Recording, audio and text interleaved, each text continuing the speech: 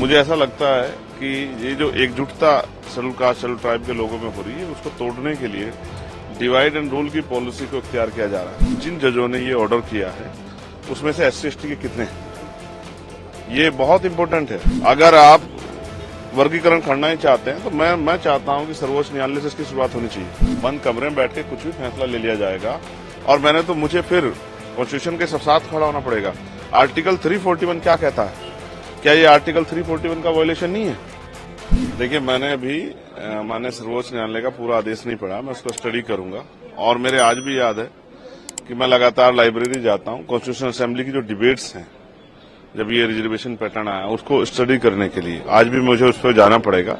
बहुत इंपॉर्टेंट है क्योंकि डॉक्टर बाबा साहब अम्बेडकर के जो है बहुत सारे जो हैं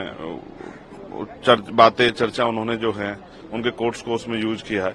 लेकिन बड़ी बात यह है कि एक पॉलिसी हमने अंग्रेजों के समय से सुनी थी, डिवाइड एंड रूल। मुझे ऐसा लगता है कि ये जो एकजुटता शेड्यूल कास्ट शेड्यूल ट्राइब के लोगों में हो रही है, उसको तोड़ने के लिए डिवाइड एंड रूल की पॉलिसी को इख्तियार किया जा रहा है।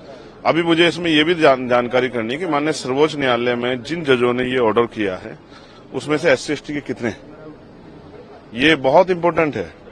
अगर आप वर्गीकरण करना ही चाहते हैं तो मैं चाहता हूं कि सर्वोच्च न्यायालय से इसकी शुरुआत होनी चाहिए। भाई, वहां तो लंबे समय से कुछ ही परिवारों को कब्जा किया, और चलो SC/ST OBC को तो आप घुसने नहीं दे रहे हो, लेकिन क्या सामान्य जाति के और लोगों में अवसर नहीं है?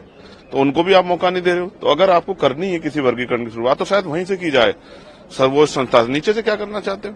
क्या मॉनिटरिंग किए कभी SC/ST के? जो आपने ऑर्डर किया था रिजर्वेशन इन प्रमोशन का, आपने कहा सरकार दे सकती है, क्या कभी मॉनिटरिंग किया आपने? SC/ST का बैकलॉग भरा गया, कभी आपने मॉनिटरिंग की?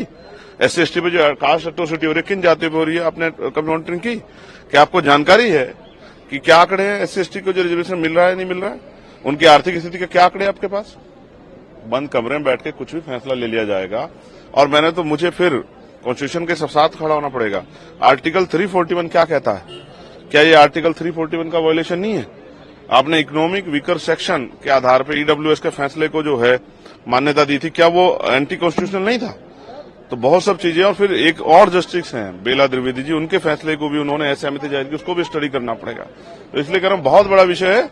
अगर कोई हमें बांटने का प्रयास करेगा किसी गलत मंशा से, अगर वास्तविकता हम नीचे जो लोग हैं उनको उठाना चाहते हो, तो जो जितना NFS करके संविदा, लेटरल एंट्री और तमाम तरह से ठेकेदारी करके जो SC/ST की नौकरियों खाया जा रहा है, उस पर क्यों नहीं आप स्टैंड लेते?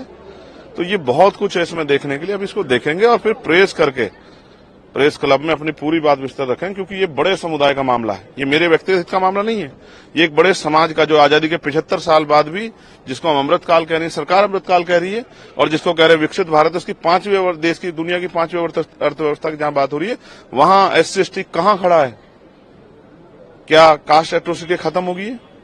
क्या जाति के आधार पर क्या स्टेटस बदल जाता है? एक IPS एक IAS बनके, जज बनके क्या शेड्यूल कास्ट शेड्यूल ट्राइब का स्टेटस बदल जाता है? तो इन फैसलों के पीछे अगर कोई गलत मंशा नहीं है और वास्तविकता में इनको ऊपर उठाने का, तो इसको पहले स्टडी करना पड़ेगा।